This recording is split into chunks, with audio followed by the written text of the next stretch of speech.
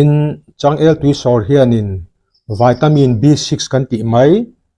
pyridoxine apaya iron te potassium te po apaya eba ka hian taksa le thisena thau chia kan ti mai cholesterol level sang tur te po aveng theya in bp sang te po tan te po hianin chang el tui sor hi a tha ani in atui sor hi ami pumpuya thur omzat te po hi avong dik theya in hei thin thi vung vung le savung vung te po hi ati zia omin ati dai thei ani chuan changel tui sor hianin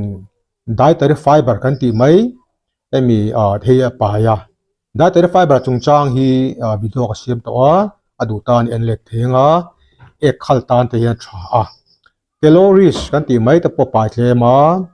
emi thisena thum omzat emi blood sugar level te po avong dik theya